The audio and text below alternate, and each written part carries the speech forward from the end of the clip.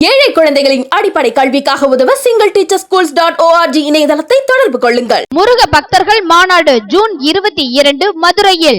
இடம் அம்மா திடல் பாண்டிக்கோவில் அருகில். வாருங்கள் முருகனின் அருள் பெற. இது ஏதோ டிஆர்பி ராஜா புதுசா பண்ணிட்டாரு, தெரியாம பண்ணிட்டாருலாம் இல்ல. அந்த வழியில இவர் இன்னைக்கு இந்த மாதிரி பண்ணிருக்காரு, அவ்வளவுதான். Latest technology. அதாவது முன்னெல்லாம் கையில வரைஞ்சாங்க, இவர் இப்போ ஐடி விங்க வச்சு ஏஐல பண்ணிருக்காரு. புதுசு கிடையாது. அதாவது என்ன தெரிஞ்சுக்கணும், திமுக வந்து லேட்டஸ்ட் டெக்னாலஜி அப்டேட் பண்ணிருக்குன்னு தெரிஞ்சுக்கணும். உள்ளூர்ல மக்களுக்கு, எங்க ஊர் மக்கள் வந்து கோவில் கட்டிட்டு எனக்கு கூப்பிட்டாங்க, அதனால நான் கும்பாபிஷேகத்துக்கு தலையில கலசம் ஏந்தி மேல போய் கோபுரத்துல மேல போயிட்டு கலந்துகிட்டேன்னு சொன்னாங்க. இவருக்கு ஓட்டு வேணும்னா என்ன வேணா பண்ணும், இவருக்கு வாக்கு வங்கிக்கு என்ன வேணா பண்ணும், வேண்டாம்னாக்க வேற மாதிரி பேசும். இப்ப பாத்தீங்கன்னா சமீப காலமா திராவிடத்துக்கு பயங்கரமா விட்டு கொடுத்தாரு. இவருடைய கட்சிக்கான கொள்கையை விட்டுட்டார். இவர் கட்சி எதுக்காக வந்ததுங்கிறதெல்லாம் விட்டுட்டாரு. வேங்க வேறு போதெல்லாம் இவர் வாயை திறக்கல.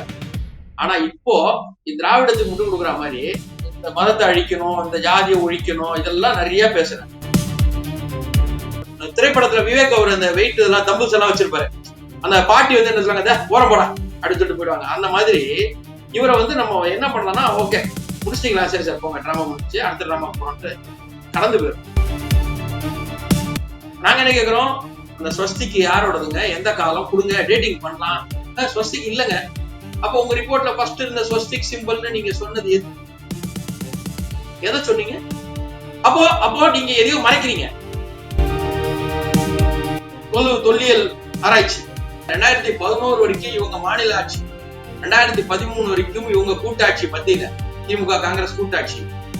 2016-17 காலகட்டங்கள்ல கோர்ட்டுக்கு போய் ஆதிச்சநல்லூர் ரிப்போர்ட் ஏன் கொடுக்கலன்னு சொல்லி அப்புறம் வெளியிடுற வரைக்கும் கார்பன் டேட்டிங் அனுப்பல ஆராய்ச்சிக்கு. இது என்ன காலம்னு பாக்குறதுக்கு அனுப்பல. ஏன் அனுப்பல நீங்க? அப்போ 12 வருஷம் நீங்க எதுக்கு வச்சீங்க? 13 வருஷம்.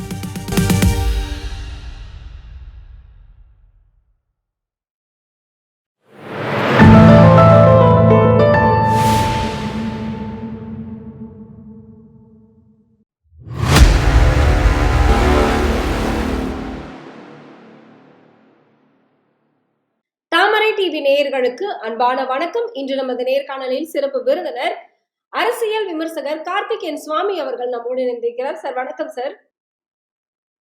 இன்னைக்கு ரொம்பவே வந்து சர்ச்சையாக போயிட்டு இருக்கக்கூடிய ஒரு விஷயம் அப்படின்னு பாத்தீங்கன்னா டாஸ்மார்க் அப்படிங்கறத நம்ம வந்து எடுத்துக்கலாம். ஆனா டாஸ்மார்க் விவகாரத்துல ஆகாஷ் பாஸ்கரனையும் ரவீந்திரன் அவர்களையும் வந்து விசாரிக்க இடைக்கால தடை வந்து கோர்ட் வந்து விதிச்சிருக்காங்க. இதற்காக உச்ச நீதிமன்றம் இடி செல்வதாக ஒரு அறிவிப்பையும் வெளியிட்டிருக்காங்க. இந்த அவங்களுக்கு இந்த மாதிரியான ஒரு இடைக்கால தடை அவங்களுக்கு தோல்வியை கொடுக்குமா, இல்ல உச்ச நீதிமன்றத்தில் வந்து அவங்க விசாரணைக்கான அடுத்த கட்ட நடவடிக்கைக்கு செல்வதற்கான வாய்ப்புகள் இருக்குன்னு நினைக்கிறீங்களா சார்? அதாவது இது வந்து ஒரு இடைக்கால தடை தான்.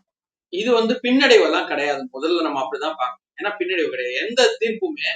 இப்போ கீழ்கோர்ட்ல ஒருத்தருக்கு தண்டனை கொடுத்தாங்க, மேல் கோர்ட்ல விடுதலை பண்றாங்க. அப்ப அது வந்து கீழ்கோர்ட்டு சரியில்லை, தப்பா சொல்லிட்டாங்கன்னு நம்ம சொல்ல முடியுமா? சில சந்தர்ப்பங்கள், சாட்சிகள், சூழல்கள் வச்சு இவங்க ஒரு தீர்ப்பு, அவங்க அதை வேற ஒண்ணுத்தை அடிப்படையா வச்சு கொடுத்தாங்க. சரிங்களா? அப்ப நம்ம அதை அப்படித்தான் பார்க்கணும். ஆகாஷ் பாஸ்கரன் அவர்கள் மீதும் திரு விக்ரம் ராஜு மீதும் விசாரணை பண்ணக்கூடாது. நீங்க ஆதாரம் இருக்கா, ஆவணங்கள் இருந்தா கொடுங்க அப்படின்னு இவங்க கொடுக்குறாங்க. இது போதுமானதாக இல்லை. இன்னொரு 3 வாரத்துக்கு ஒரு மாதத்துக்கு இந்த நிலைதான் தொடரணும். நீங்க ஆதாரம் இருந்தால் அதை பார்ப்போம். இது இடைக்கால தடை. திரும்பி அவங்க என்ன கேக்குறாங்க, நாங்க தப்பு பண்ணலன்னே சொல்லல, எங்க மேல குற்றச்சாட்டு வைக்க ஆதாரம் இருக்கா, எங்க வீட்டுல சோதனை பண்ண ஆதாரம் இருக்கா உங்கள்கிட்ட, நாங்க வந்து ஒரு டாஸ்மாக்கு சம்பந்தம் இல்லாத இருக்கு, அந்த எஃப்ஐஆர்ல எங்க பேர் இல்ல, நீங்க எதுக்கு எங்க வீட்டுக்கு வந்தீங்கன்னு தான் கேட்கறேன். முதல்ல அதை பார்க்கணும். அப்போ டாஸ்மாக் வழக்கு என்பது தனி, இவர்கள் வந்து சினிமாத்துறையை சார்ந்தவர்கள் என்பதால் தனின்னு பாக்குறாங்க. நீ சரி, இப்ப இதே கோர்ட் இவங்க மேல வேற எஃப்ஐஆர் போடக்கூடாதுன்னு சொல்லியிருக்காங்க. இதே நாளைக்கு இடி வந்து இவங்க மேல இவங்க அளவுக்கு அதிகமாக சொத்து வைத்துள்ளார்கள்னு ஒரு தனி எஃப்ஐஆர் போட்டு போய் சோதனை பண்றதுக்கு நீதிமன்றம் தடை செய்ததா? இல்லை. இந்த டாஸ்மாக் வழக்கில் இவர்களை இணைத்து போய் செய்வதற்கும் பேசுவதற்கும் சோதனை பண்ணுவது தான் தடை. நீதிமன்றம் ஒண்ணு சொல்லும் போது நம்ம அதை பல ஆங்கிள் பார்ப்பாங்க, அவங்களுக்கு வேணுங்கிற மாதிரி பார்ப்பாங்க.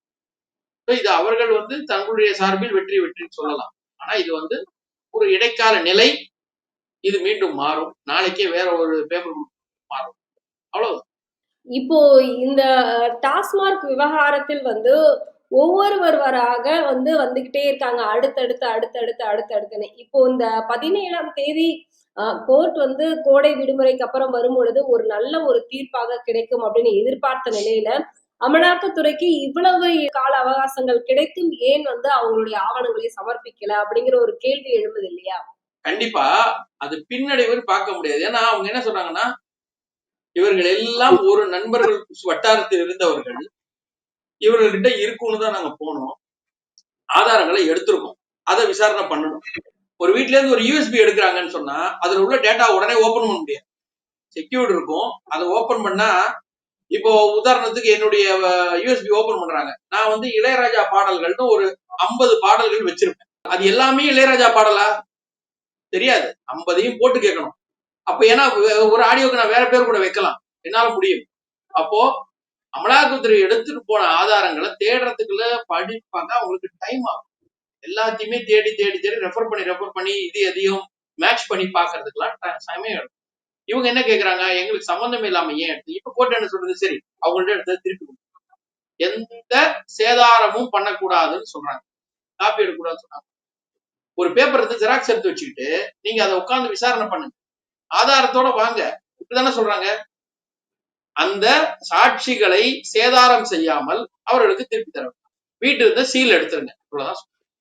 இப்போ டாஸ்மாக் வழக்கை விசாரிக்காதீங்கன்னு சொன்னாங்களா? இந்த 2 பேர் தான் விசாரிக்காதீங்க. டாஸ்மாக் வழக்கு என்ன சொன்னாங்க? அப்போ ஒரு தீர்ப்பு ஒன்னொன்னுக்கு வருது. முதல்ல வரும்போது அவங்கள பண்ணாதீங்கன்னாங்க, அப்புறம் பண்ணுனாங்க, அப்புறம் இவங்கள பண்ணாதீங்க. இது ஒரு நிலை அடுத்தடுத்த ஸ்டேஜ்ல மாறும். நீங்க ஒரு நாள்ல பண்ண முடியாது எல்லாத்தையுமே. வருமான வரியே நீங்க பாருங்களேன். ஒரு இடத்துல சோதனை பண்ணுவாங்க. நான் ஒரு பில் வச்சிருக்கேன் அப்படின்னா அது அந்த ஒரு கடையோட மேட்ச் ஆயிருக்குன்னா அந்த கடையை பார்ப்பாங்க. அந்த கடை எதுவும் அதை மேட்ச் பண்ணும். அது ஒரு ப்ரொசீஜர், டைம் எடுக்கும். இது இதெல்லாம் கிடையாது, அதாவது பின்னடைவெல்லாம் கிடையாது. இது ப்ரொசீஜர்ல எப்பவும் நடக்கிறதா. நீங்க இதை அமலாக்கத்துறைக்கு பெரிய பின்னடைவு, தோத்து போச்சு, நீதி வென்றதெல்லாம் பேச முடியாது. நீங்க இன்னொரு வழக்கு உங்களுக்கு உதாரணம் சொல்றேன். கோர்ட்ல போடப்பட்டு 13 ஆண்டுகள் கழித்து அரசாங்கம் போய் கோர்ட்ல எங்களால ஆதாரம் திரட்ட முடியவில்லைன்னு சொன்னாங்க. ஜெயலலிதா அவர்கள் மேல போட்ட கேஸ் எல்லாரும் ஞாபகம் இருக்கும். ஆதாரம் இல்ல, எங்களால 13 வருஷமா திரட்ட முடியும். அப்ப 13 வருஷமா திரட்ட முடியாதது யாருடைய குற்றம்? 96ல கைது செய்து 2001 வரைக்கும் ஆட்சியில் இருந்த திமுக, திருப்பி 2006ல ஆட்சியில் வந்த திமுக, 2009ல கோர்ட்ல ஆதாரம் இல்லைன்னு கொடுத்தாங்க. அப்போ அது திமுகவுக்கு பின்னடைவு, தோத்து போச்சுன்னு எடுத்துக்கலாமா? 13 வருஷம் டைம் ஒரு துறைக்கு. இவர்கள் ஆட்சியின் கீழே மட்டுமே 8 வருஷம். அப்போ தோல்வின்னு ஒத்துக்கிறாங்களா? அதனால இதெல்லாம் ஒரு சின்ன இதுதான், அடுத்த நிலைக்கு போவதற்கு தான். பின்னடைவு எல்லாம் இப்போ எடப்பாடி அவர்கள் ஒவ்வொரு பிரஸ் மீட்லயும் நம்ம பார்த்துக்கிட்டு வரோம். ஆனா திமுக அதிகமாகவே அதிமுகவை எதிர்க்கட்சியை சீண்டிக்கிட்டு தான் இருக்காங்க. எடப்பாடி அவர்களை கேலி சித்திரமாக அவங்களுடைய ஐடி விங் ஒரு வித்தியாசமான ஒரு படத்தை போட்டு அவர்களுக்கான கருத்துக்களை வித்தியாசமாக வைக்கிறது. இந்த மாதிரியான கேலி சித்திர வடிவங்களை திமுக எதிர்க்கட்சி தலைவரே இந்த மாதிரி செய்யலாமா? அவங்க நடவடிக்கைகள் எடுக்கிறாங்க. ஆனா ஒரு எதிர்க்கட்சி தலைவரை இவ்வளவு கேவலமாக சித்தரிக்கலாமா அப்படிங்கிற ஒரு கேள்வி எழும்புது இல்ல சார். திமுக ஏன் இந்த மாதிரியான நடவடிக்கைகள்ல ஈடுபடுறாங்க அப்படின்னு நம்மளால தெரிஞ்சுக்க முடியுமா? கண்டிப்பா. அதாவது இன்னைக்கு திரு டிஆர்பி ராஜா அவர்கள் இந்த ஒரு கேலி சித்திரம் போடுறாரு எடப்பாடி அவர்களை பத்தினா, இவர்களுக்கு முன்னாடி இதெல்லாம் பண்ணதே இல்லையா திமுக? இப்பதான் முதல் முறையா ராஜா தான் பண்ணிருக்காரா? இல்லையே. எவ்வளவு பேரை மேல பண்ணி அத்தனை பேர் மேலேயும் சேற்றை வாரி இருப்பது திமுகவோட வேலை. கர்ம வீரர் காமராஜரை கேலி செய்து இவர்கள் போடாத கேலி சித்திரமா? சரி, இவர்களுடைய என்ன சொல்றது, திராவிடத்தின் கொள்கைகளின் தந்தை என்று இவர்கள் சொல்லக்கூடிய திரு ஈவே ராமசாமி அவர்கள் மீது இவர்கள் போடாத கேலி சித்திரமா? இவர்களுடைய மலர்ல போட்டாங்க, புக் இருக்கு, இவங்க மறுக்கலாம் இல்லைன்னு சொல்றாங்க. மலர்ல போட்ட அந்த மலரோட இருக்கு, புல் மலர். அவரை எவ்வளவு திட்டி போட்டாங்க இவங்க. அவரை ஜெயில போடக்கூடாதான்னு சட்டசபையில கேட்டாரு. ஏன்னா இது இவர்களுக்கு கைவந்த கலை. அதாவது நீங்க பாத்தீங்கன்னாக்க இங்க யாரையான எதுவும் கொள்கை ரீதியா சொல்ல முடியல, கருத்தியல் ரீதியா எதிர்க்க முடியலன்னா இந்த மாதிரி ஒரு கேலி பண்றது, உருவ கேலி, அவங்கள கேரக்டர் அசாசினேஷன் பண்றது, இதெல்லாம் இவங்களுக்கு ரொம்ப சகஜம். திமுகல நிறைய பண்ணுவாங்க. ஆனா திமுக வந்து ஆளுங்கட்சியாக இருக்கிறது. ஒரு எதிர்க்கட்சியை வந்து இவ்வளவு ஆ ஒரு சிறுபிள்ளைத்தனமாக வந்து செயல்படுவது வந்து அது திமுகவுக்கே அசிங்கமாக தெரியாதா? கண்டிப்பா. அதான் சொன்னேன். இவங்களுக்கு இது புதுசு கிடையாது. இவங்க ஆளுங்கட்சியா இருந்த காலத்துல எதிர்க்கட்சிகளை எவ்வளவு மட்டமா இந்திரா காந்தி அம்மையாரை எவ்வளவு விமர்சித்து போட்டிருக்கிறார். எவ்வளவு விமர்சித்திருக்கிறார்கள் இவர்கள். ரொம்ப மோசமான விமர்சித்தார்கள். நெடுமாறன் அவர்கள் இதற்கு சாட்சி. ஒரு கண்ணு போச்சு அவருக்கு கல்லடிப்பட்டு. இவங்க எதிர்க்கட்சியா இருந்த போது அப்பவே ராஜகண்ணா ஆளுங்கட்சியா இருக்கும் போது எப்படி இருக்கும்? அதாவது செல்வி ஜெயலலிதா அவர்கள் 96 கைது செய்யப்பட்டார் சில வழக்குகளுக்காக அப்படிங்கும் பொழுது அந்த நேரத்துல இவர்களுடைய சார்ந்த ஒரு தலைவர் ஒரு பேட்டி கொடுத்தார். ஒரு வீட்டுல ஒரு சேலை இருந்தால் நாங்கள் யார் என்று தேடலாம், 1000 சேலைக்கு நாங்க 1000 பேரை எங்க போய் தேடுறது? அப்போ இது என்ன மாதிரியான பெண்களை பார்த்து என்ன மாதிரியான விமர்சனம்? இன்னைக்கும் சரி, இவங்க மத்திய நிதியமைச்சரை எவ்வளவு கேவலமா மோசமா பேசிக்கிட்டு இருக்காங்க. ஏன்னா திமுகவுக்கு இந்த கலாச்சாரம் புதுசு கிடையாது. இவர்கள் தொடர்ந்து இதை செய்வார்கள். ஆனா இவங்களை பார்த்து யாருன்னா ஒருத்தர் பேசிட்டா அவங்கள ஜெயிலுது. ஏன்னா திரு மாரிதாஸ் அவர்கள் பேசினாரு, உடனே கேஸ் போட்டாங்க. சவுக்கு சங்கர் பேசினாரு, உள்ள போட்டாங்க. இவங்களை பத்தி பேசவே கூடாது. அதாவது ஒரு காரண காரியம் தேடுவாங்க. வெயிட் பண்ணி இவங்க பேர்லாம் கொண்டு வந்து இன்னொருத்தர் வச்சு கேஸ் போட்டு உள்ள தருவாங்க. வெயிட் பண்ணி பண்ணுவாங்க. இவங்களை எதிர்த்து யாரும் பேசக்கூடாது. டிராபிக் ராமசாமி எவ்வளவு தூரம் அவர் வழக்கு போட்டப்பெல்லாம் இவங்களை வந்து பேசினாங்க.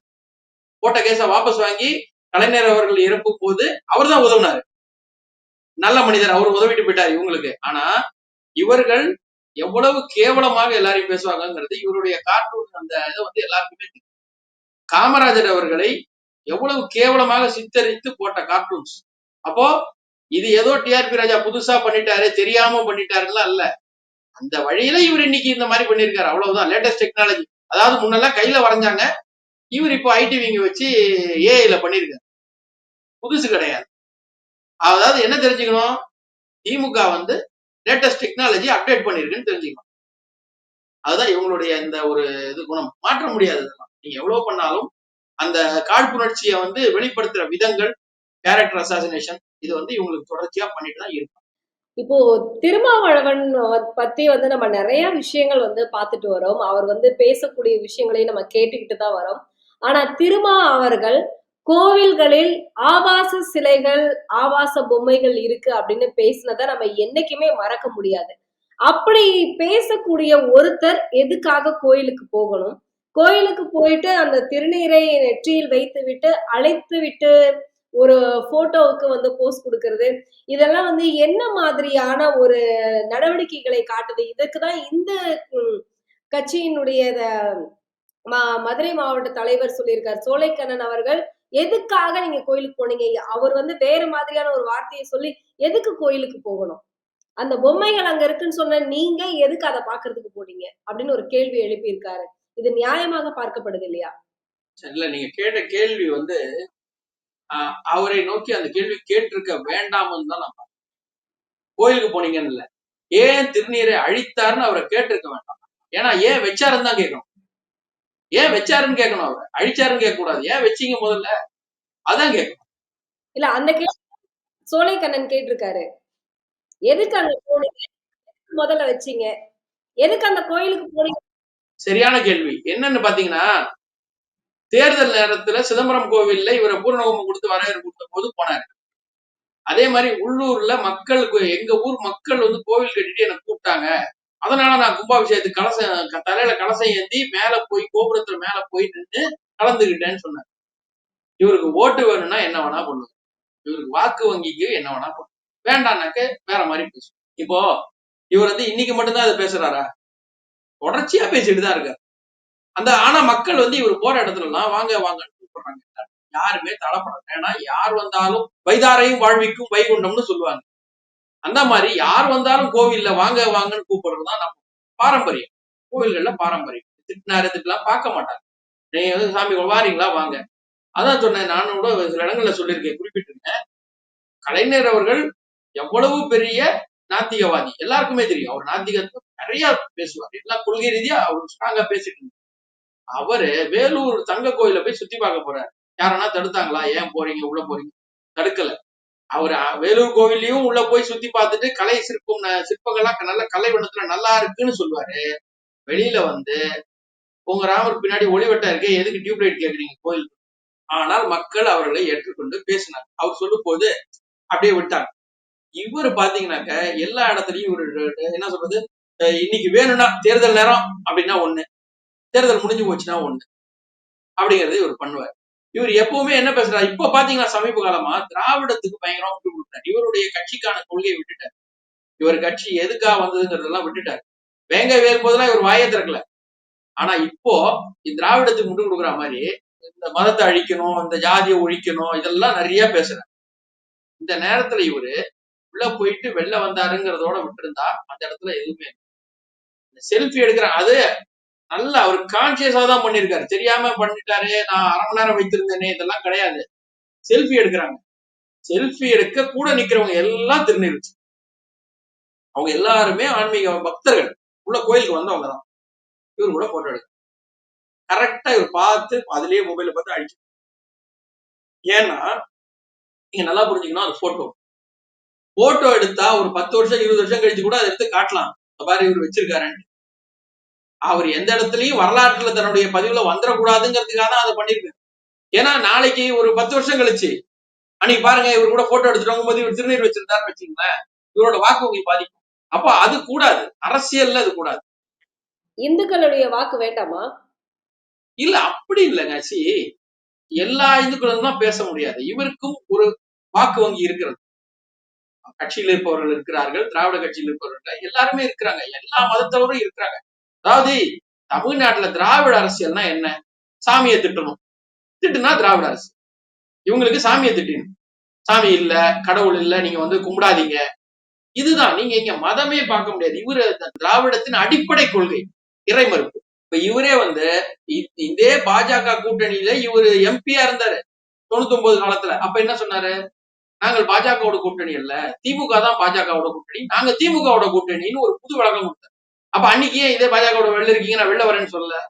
இவங்க எல்லாம் சனாதனவாதிகள் வருகிறேன்னு ஏன் சொல்லல? இவருக்கு அன்னைக்கு வரணும், அன்னைக்கு அந்த தேர்தலில் ஜெயிக்கணும், கூட இருந்தா பதவி கிடைக்கும், அவ்வளவுதான். இவரை பொறுத்த மட்டும் சந்தர்ப்பவாதமா யார் கூட சேர்ந்தா என்ன வரும், நீங்க ஜெயிக்கலாமா முடியாதா, ஜெயிச்சா சீட்டு கிடைக்கும், சீட்டு கிடைக்கும், ஜெயிக்கணும், இவ்வளவு.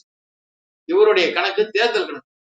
அதுக்காக தான் இந்த வேலையில. இன்னொன்னு, இப்ப அதை செஞ்ச உடனே நீங்க பாருங்க, ஒரு 3-4 நாள் அதை பத்தியே பேசினாங்களா எல்லாரும். முருகர் மாநாடு நீங்க செய்தி டைவர்ட் பண்ணிட்டீங்களா, அமலாக்கத்துறையை டைவர்ட் பண்ணிட்டீங்களா, எல்லா செய்தியும் கொஞ்சம் டைவர்ட் பண்ணி டேக் டைவர்ஷன், இந்த விவேக் பண்ணுவார டேக் டைவர்ஷன் அந்த மாதிரி இப்ப கொஞ்சம் திருப்பி விட்டாங்களா? ஐயோ இவர் இப்படி பண்ணி விட்டாரே நம்மளாம் பேசுவோம். அப்போ அந்த முருகர் மாநாடு அங்க எடுபடாது. நீங்க டாஸ்மாக் ஊழலை பத்தி பேச மாட்டீங்க. நீதிமன்றம் தமிழக அரசை கேள்வி கேட்டிருக்கு, நீங்க இது வரைக்கும் மது போதைக்கு எவ்வளவு சீரமைக்க செஞ்சிருக்கீங்க, எத்தனை கடையை மூடிருக்கீங்க, எத்தனை கடை வச்சிருக்கீங்கன்னு. அதை பத்தி எங்கேயாவது வெளியே நியூஸ் வந்துச்சா? அழகா மடைமாட்டினாரா? ஒரே ஒரு விஷயம் தான், அப்படி இல்ல ஜஸ்ட் அழிச்சாரு, எல்லா விஷயமும் அழிஞ்சு போச்சு. அந்த மாதிரிதான் இவங்க சந்தர்ப்பத்துக்காக பண்றது இதெல்லாம். இன்னைக்கு ஒண்ணு பண்ணமா, ஓகே அப்பா 3 நாளைக்கு ஆச்சு, வேற எதுவும் நம்ம பேச்சுலர்ஸ் ரூம்ல எல்லாம் சொல்லுவாங்க, சமைச்சு சமையல் பண்ணா நீ செஞ்சுட்டப்பா 2 நாளைக்கு ஃப்ரிட்ஜ்ல இருக்கும், 3 நாள் அப்புறம் எடுத்துக்கலாம். அந்த மாதிரி இவரு அப்பா 3 நாளைக்கு டெம்பரவரி இஷ்யூ பண்ணியாச்சு, நன்றி, அப்புறம் வேற பார்த்துக்கோ. இன்னொன்னு, இதெல்லாம் இப்ப இவர் பண்ணி இந்த மாதிரி செய்யும் போது வரக்கூடிய தேர்தல்ல ஒரு 2 சீட்டு எக்ஸ்ட்ரா கொடுப்பாங்க. 10 சீட்டுன்னா 12. ஏன்னா இவருமே கேட்டுட்டு இருக்காரு. ஆனா இவருக்கு இங்க இது கிடையாது. ஆக்சுவலா இவருடைய கொள்கை இங்க கிடையாது. டைரக்ட் பிரதமர் தான். அது இங்க முதல்வரோ துணை முதல்வரோ எல்லாம் கிடையாது, டைரக்ட். அதனால இவருடைய கட்சிக்கு ஒரு 2 சீட் எக்ஸ்ட்ரா வாங்கலாம். அந்த விதத்துல இவர் திராவிட கொள்கையை பாதுகாத்து, இவரே கூட்டத்தில் சொல்றாருல, கட்சி கொள்கையை பேசுறதே விட்டுட்டாரு. திராவிடத்தை பாதுகாப்போம், திராவிடத்தின் அரணாக இருப்போம்ன்றாரு. அப்ப திராவிடத்தின் கொள்கையை தான் இவர் பண்ணுவாரு. முதல்வர் அவர்களே ஒரு இடத்துல நெற்றில திலகம் வச்ச போது அழிச்சாரு. ஆனா ஆந்திரால ஒரு மீட்டிங்ல பொட்டு வச்சுக்கிட்டே அந்த மீட்டிங் மொத்தம் பேசினார், நெத்தில பொட்டோட. தமிழ்நாட்டுல அழிச்சார். அதே மாதிரி இவங்களுடைய அரசியல் நாடகங்கள் இங்க இப்பதான் இருக்கும். அதெல்லாம் இவங்க எல்லாம் என்ன சொல்லணும்னா, நம்மளும் அதை டேக் டைவர்ஷன், அப்படியா சரி ஓகே அப்படின்னு சொல்லிட்டு, இந்த திரைப்படத்துல விவேக் அவர் அந்த வெயிட் இதெல்லாம் தம்புஸ் எல்லாம் வச்சிருப்பாரு, அந்த பாட்டி என்ன சொல்லுவாங்க, ஓரம் போடா அப்படின்னு சொல்லிட்டு போயிடுவாங்க. அந்த மாதிரி இவரை நம்ம என்ன பண்ணலாம்னா, ஓகே முடிச்சிட்டீங்களா, சரி சார் போங்க, டிராமா முடிச்சு அடுத்த டிராமா போறோம்ட்டு கடந்து போயிடும். ஏன்னா இவர் அவ்வளவுதான். இவர் திராவிடத்தின் இன்றைக்கு புதுகுழலாக இருக்கிறார். சொந்த கட்சியின் கொள்கையை மறந்து, தொண்டர்களுக்கான ஒரு முன்னேற்றத்தை மறந்து திமுகவுக்கு ஸ்போக்ஸ் பர்சன் ஆயிடும். அவ்வளவுதான், வேற எதுவுமே கிடையாது. மதுரையில நடக்கக்கூடிய முருக பக்தர்கள் மாநாட்டிற்கு சங்கிலி தொடராக வந்து கொண்டிருக்கிறார்கள் விசிகா. ஆனா வேங்கவயல் விவகாரத்தை அந்த சங்கிலி தொடர் எங்கே போய் விட்டதா அப்படின்னு தமிழிசை சவுந்தரராஜன் அவர்கள் வந்து கேள்வி எழுப்பியிருக்காங்க. அதே மாதிரி இயக்குனர் பேரரசு அவர்களும் அமீருக்கும் முருக பக்தர்கள் மாநாட்டிற்கும் என்ன சம்பந்தம்? அவர் எதற்கு இதை பற்றி பேச வேண்டும்? அப்படிங்கிற ஒரு கேள்வியும் எழுப்பி இருக்கு. இன்னைக்கு மக்கள் மத்தியில வந்து முருக பக்தர்கள் மாநாடு பேசு பொருளாக மாறி இருக்கு. அதற்கு காரணம் வந்து திமுக தான் அப்படிங்கிற மாதிரியான ஒரு பேச்சும் போயிட்டு இருக்கு. நீங்க எப்படி பாக்குறீங்க இத? திமுக ஆதரவாளர்கள் பேசுற அந்த கருத்துக்கெல்லாம் நம்ம போவே வேண்டாம். அதுக்கு மதிப்பளித்து போக வேண்டியதே இல்லை. இவர் பேசுறாரா அவர் பேசுறாராங்கிறதுக்குள்ளலாம் நம்ம போவே வேண்டாம். தெளிவா தெரியும் இதனாலதான் இவங்க பேசுறாங்கன்னு தெரியும் நம்ம. அதனால நம்ம அதுக்கு டைம் வேஸ்ட் பண்ணல. ஒன்னே ஒண்ணு சொல்ல விரும்புறேன். இன்னைக்கு முருக மாநாடு வந்து விளம்பரம் கொடுக்கறதே இவங்க. ஏன்னா சும்மா ஒரு மாநாடு நடத்தணும்னு விட்டு இருந்தாங்கன்னா அங்க ஒரு கொஞ்சம் பேர் கூடியிருப்பாங்கன்னு இவங்க கணக்குப்படி ஏன்னா அது வந்து போலியான பக்தர்கள் ஆன்மீகவாதி போலியா இதெல்லாம் வச்சிருக்கலாம். அதுக்கு அனுமதி கொடுக்க மாட்டேன். சரி கோர்ட்டுக்கு போறாங்க பிரபலமா. சரி இல்ல நீ வந்து இப்ப கொரோனா காலம் கூட கிடையாது. போன மாசம் இவங்க மதுரை மாநாடு நடத்துற போது ஒண்ணும் இல்ல. இப்போ வந்து இ பாஸ் வாங்கிட்டு தான் போகணும். இப்ப ரத்து பண்ணிட்டாங்க இல்லையா? இ பாஸ் தேவையில்லை. இல்ல அதுதான் நீதிமன்றம் தானே இவங்க சொல்லி முதல்ல நீதிமன்றம் போனாங்க அப்ரோச் பண்ணாங்கல்ல அப்புறம் தானே வேணான்றாங்க. நீங்க தடை முதல்ல எதுக்கு இ பாஸ் கொண்டு வந்தீங்க? தேவையே இல்லாத காலகட்டங்கள்ல எதுக்கு இ பாஸ் வாங்கி கொண்டுதான் செல்ல வேண்டும் புதுசா ஒண்ணு போட்டீங்க. விஜய் அவர்கள் மாநாடு நடத்தும் போது நீங்க சொல்லல, உங்களுடைய மதுரை மாநாடு போது சொல்லல, சாமி கும்பிட போறதுக்கு நீங்க எதுக்கு இ பாஸ் வாங்க சொன்னீங்க? விளம்பரம் தானே. இப்ப இவங்களா என்னன்னா இலவசமா விளம்பரம் பண்ணி கொடுக்குறாங்க. இலவசமா நடத்துப்பா சார் கொஞ்சம் பேர்ட்ட ரீச் ஆகல இருங்க நாங்க ஏதாவது பண்றோம் ஏதாவது தடை போடுப்பா ரீச் பண்ணுப்பான்னு இவங்க வந்து அதுக்கு விளம்பரம் பண்ணி கொடுத்துருக்காங்க. வேற ஒண்ணுமே சரி சாமி பக்தர்கள் சாமி கும்பிட போறாங்க. இதுல நீங்க போறவங்களை கட்சி பிரித்து பார்க்க முடியாது. ஒரு பஸ்ல எத்தனை பேர் போறாங்கப்பா நீங்க எந்த கட்சிப்பா நீ எந்த கட்சின்னா கேட்க முடியாது. எல்லாரும் போவாங்க. கட்சி சார்பில்லாதவர்களும் போவார்கள். நீங்க அவங்கள்ட்ட போய் நீங்க இந்த மாநாடு போயிட்டீங்களா முருகர் பாத்துட்டீங்களா அப்ப நீங்க இந்த கட்சி அப்படின்னு சொன்னீங்கன்னா நீங்க ஒத்துக்கணும் இங்க பாஜகவின் வாக்கு வந்து வளர்ந்துருச்சுன்னு ஒத்துக்கணும். ஏன்னா இந்த ஒரு முருகர் இதற்கு மாநாடுக்கு இவ்வளவு பேர் போறாங்க அது வந்து அவர்கள் கட்சிக்காரர்கள் நீங்க சொல்லிட்டீங்கன்னா தெளிவா ஒத்துக்குங்க. அங்க வாக்கு வங்கி 11 இல்ல 20-25 போயிட்டு இருக்குன்னு ஒத்துக்கு. ஏன்னா நீங்க தான் சொல்றீங்க அங்க போறவங்க உங்க கட்சிக்காரங்க. அப்படி இல்லை இது அனைவரும் பொதுவானவர்கள் இவர்களுக்கு எல்லாம் வாக்கு வங்கி உயரவில்லைன்னு சொன்னீங்கன்னா இது அனைவருக்குமான மாநாடு.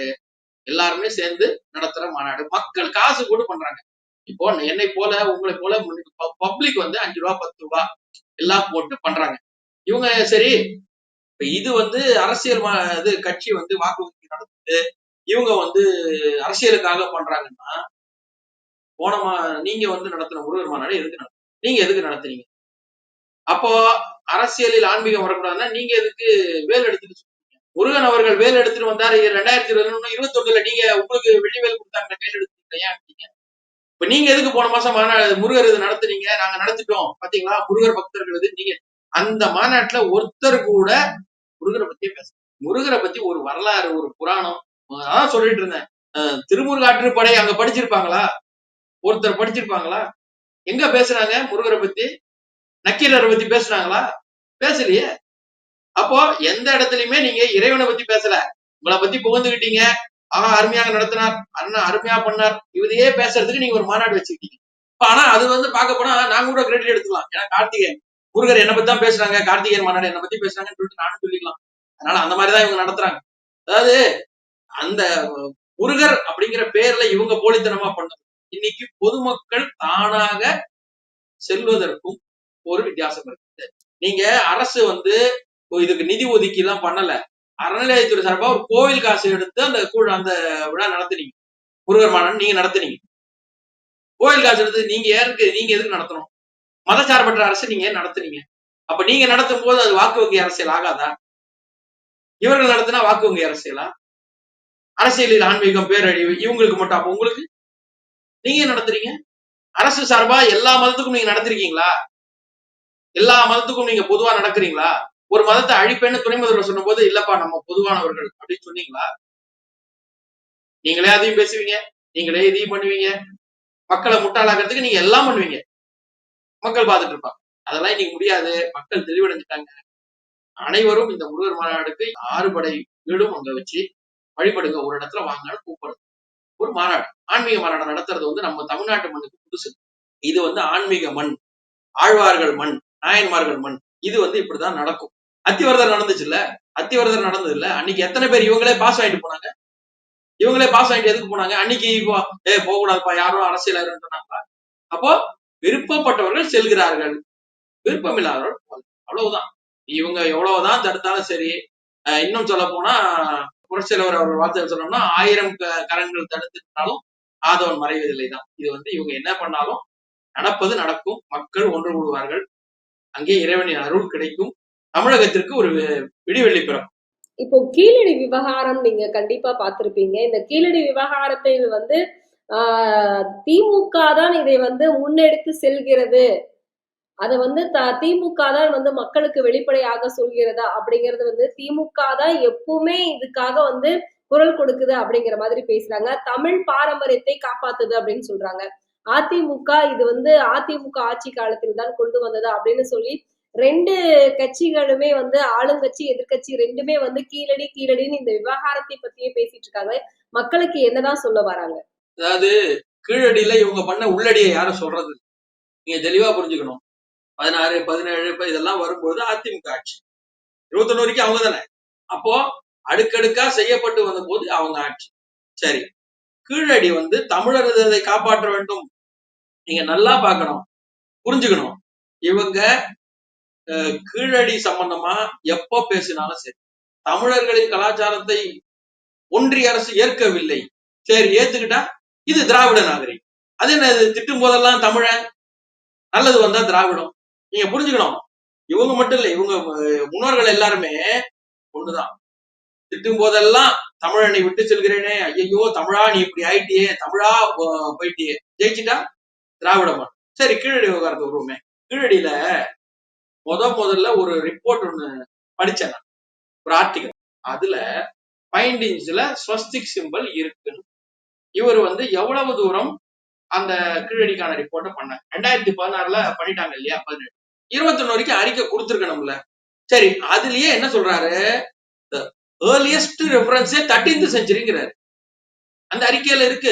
ஏர்லியஸ்ட் ரெஃபரன்ஸே 13th செஞ்சுரி தான் இருக்கு. சதுர்வேதி மங்கலம் அங்க குந்திபுரம் தான் இருக்கு அப்படிங்கிறாரு.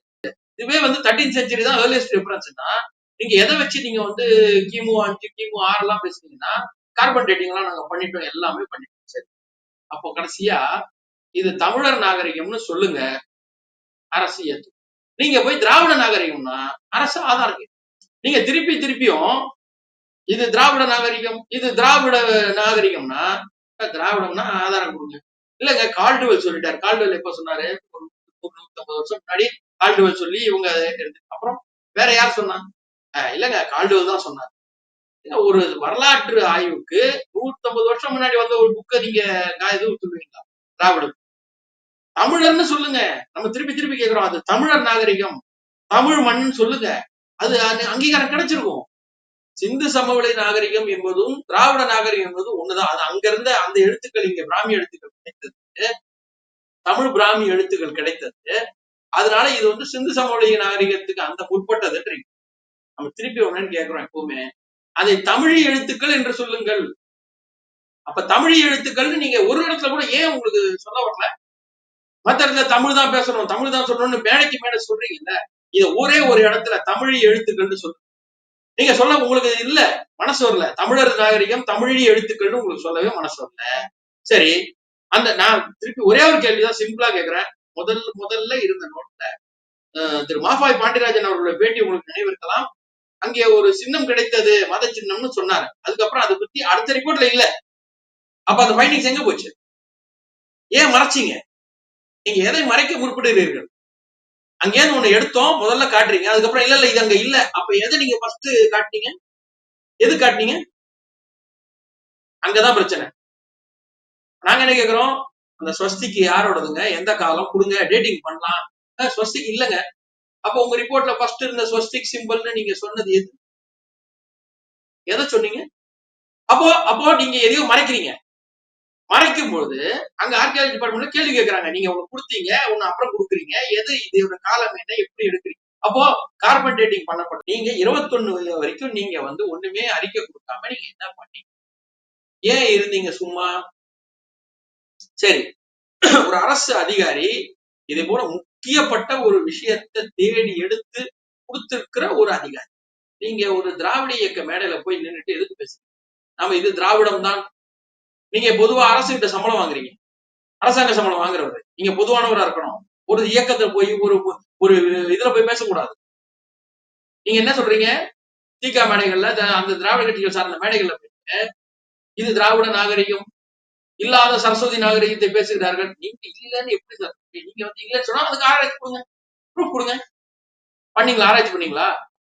நம்ம பிரதமர் அவர்களுடைய கிராமத்து பக்கத்துல மிகவும் பழமையான கிராமம், 3000 ஆண்டுகளுக்கு உட்பட்ட கிராமம்னு ஆர்கியாலஜி போய் தேடி எடுக்கிறாங்க. நம்ம சிவகலையில இரும்பு எடுத்து நம்ம வந்து இரும்பு நாகரிகம் நம்ம தான் ஆரம்பிச்சோம்னு சொன்னோம். இவர் என்ன சொல்றாருன்னா, கீழடிக்கு அங்கீகாரம் தரல, சரி இரும்பு நாகரிகம் நம்ம சொன்னோம், அதுக்கு ஒரு வாழ்த்து கூட சொல்லல. நீங்க யோசிச்சு பாருங்க, ஸ்கூல்ல உட்காந்துக்கிட்டு மிஸ் எனக்கு பென்சில் தரல, எனக்கு ரப்பர் எடுத்துக்கிட்டான்னு நம்ம சொல்ற மாதிரி நீங்க வாழ்த்து கூட போடலையே. உங்களுக்கு மனசு வரவில்லையா வாழ்த்து சொல்ல? உங்களுக்கு விநாயகர் சதுர்த்திக்கு ஏன் மனசு வரல வாழ்த்து சொல்ல? இங்கேயே வாக்கு வாங்கி இங்கேயே ஜெயிச்சு மக்களுக்கு பொதுவா இருக்க வேண்டிய முதல்வர், அனைவருக்குமா இருக்க வேண்டிய முதல்வர் ஏன் வாழ்த்து சொல்ல? நாங்க எப்போம்ல. அப்போ நீங்க என்ன சொல்றீங்க? இல்லங்க அது வந்து ஏத்துக்க முடியாது. இவங்க என்ன சொல்றாங்க? ஏன் அங்கீகாரம் தரல? சார் நீங்க கொடுத்ததை ஏத்துக்கணும். அந்த சிவகலைக்கு அவர் கொடுத்திருக்கலாம், அது செய்யாமல் விட்டு விட்டார். வாழ்த்து கொடுத்துருக்கலாம், இரு அயன் ஏஜ் அப்படிங்கும் போது ஒண்ணு கொடுத்திருக்கலாம். அதையும் நம்ம வந்து இதுவா சொல்லல, கொடுத்திருக்கலாம், கொடுக்கல. நீங்க ஒரு அறிக்கையை தெளிவா கொடுங்க சார், உங்ககிட்ட தான் இருக்குல்ல, துறை இருக்குல்ல. இன்னொன்னு சொல்றாங்க, அதுல கொடுக்கப்பட்டது என்னன்னா, ஒரு மாத்துறாங்க, அதுல வந்து சட்டம் ஒண்ணு திருத்தம் கொண்டு வரும்போது அந்தந்த துறை அதிகாரிகளே அறிக்கையை கொடுக்கலாம். இவர் என்ன சொல்றாரு? நான் என் அறிக்கையெல்லாம் கொடுத்துட்டேன், என்னுடைய ஃபைண்டிங்ஸ் எல்லாம் கொடுத்துட்டேன், அவங்க ரிப்போர்ட்டை ரெடி பண்ண. நீங்க அந்த துறை அதிகாரி நீங்களே ரெடி பண்ணலாம்னு உங்களுக்கு ஒரு அதுல ஒரு இருக்கு, ரைட்ஸ் இருக்குன்னா நீங்க ஏன் அதை பண்ண மாட்டேன்றீங்க? மேடைக்கு மேடை போய் கீழடி என்பது திராவிட நாகரிகம். சார் கீழடி என்பது இந்தியாவில் ஒரு பகுதியா இருக்கக்கூடிய, தமிழ்நாட்டில் ஒரு கிராமமாக இருக்கக்கூடிய இந்த இடத்தில் எடுக்கப்பட்டதுன்னு சொல்லணும். அதான் ஒரு ஆபீசர். நீங்க என்ன பண்றீங்க? திராவிட நாகரிகத்தை ஏற்க மாட்டார்கள். சார் நீங்க டிபார்ட்மெண்ட்ல இருக்கீங்க, நீங்க சொல்ல வேண்டிய வார்த்தையே இல்லை இல்லையா? ஃபைண்டிங்ஸ்ல எழுதி கொடுங்க, இது வந்து இந்த எழுத்துக்கள் திராவிட எழுத்துக்கள்னு எழுதி கொடுங்க. அது பிராமி ஸ்கிரிப்ட். பிராமி ஸ்கிரிப்ட்ங்கிறது பொதுவாகவே அனைவருடைய கருத்து, ஒரு அறிஞர்களுடைய நிறைய பேருடைய கருத்துங்கிறது அசோகர் காலத்தில் எழுதப்பட்டதைத்தான் பிராமி ஸ்கிரிப்ட். அதுல இருந்து எத்தனையோ 100 வருஷங்கள் 1000 வருஷங்கள் முன்னாடி இருக்கக்கூடிய தமிழை தமிழ் பிராமி என்று எதிர்த்து எழுதினீர்கள். அசோகர் காலகட்டத்தோட நீங்க கொண்டு வந்து சேர்க்கிறீங்க. இப்போ என் பெயர் கார்த்திகேயன், என் தந்தை பேரை தான் என் பேருக்கு பின்னாடி சரணை போடணும், என் பையன் பேரை சரணை போட முடியாது பேரு. நீங்க என்ன பண்றீங்க? நீங்க கிமு 8ல இருந்த எழுத்துக்கள் 6ல இருந்த எழுத்துக்கள், ஆனால் இதற்கு அசோகர் கொடுத்த பேரை நீங்களும் கொடுங்க. கீழடிக்கு இவ்வளவு தூரம் பேசக்கூடிய முதல்வர், இவ்வளவு பாடுபடக்கூடிய முதல்வர், 2004 நடைபெற்ற ஆதிச்சநல்லூர் தொல்லியல் ஆராய்ச்சி, 2011 வரைக்கும் இவங்க மாநில ஆட்சி, 2013 வரைக்கும் இவங்க கூட்டாட்சி, மத்தியில திமுக காங்கிரஸ் கூட்டாட்சி, 2016-17 காலகட்டங்கள்ல கோர்ட்டுக்கு போய் ஆதிச்சநல்லூர் ரிப்போர்ட் ஏன் கொடுக்கலன்னு சொல்லி அப்புறம் வெளியிடுற வரைக்கும் கார்பன் டேட்டிங் அனுப்பல ஆராய்ச்சிக்கு. இது என்ன காலம்னு பாக்குறதுக்கு அனுப்பல. ஏன் அனுப்பல நீங்க? அப்போ 12 வருஷம் நீங்க எதுக்கு வச்சீங்க? 13 வருஷம். கொள்கை தலைவராக இருக்கக்கூடிய இவே ராமசாமி அவர்கள் என்ன சொன்னாரு? ஐயோ இந்த தமிழர்களை இப்படி அடிமைகளாக வைத்து விட்டு போகிறேனே, வாழும்போது திராவிடம், திட்டினா தமிழன். நீங்க நல்லா பார்க்கணும், கலைஞர் அவர்கள் பலமுறை சொல்லுவாரு, தோத்து போற உடனே தமிழன் சூடு சொரணை இழந்து விட்டான். எதுக்குதான் இவங்க திட்டும் போதெல்லாம் தமிழ் வாழ்ந்தான் திராவிடம், அதனால இவங்க இப்படிதான் சொல்லுவாங்க.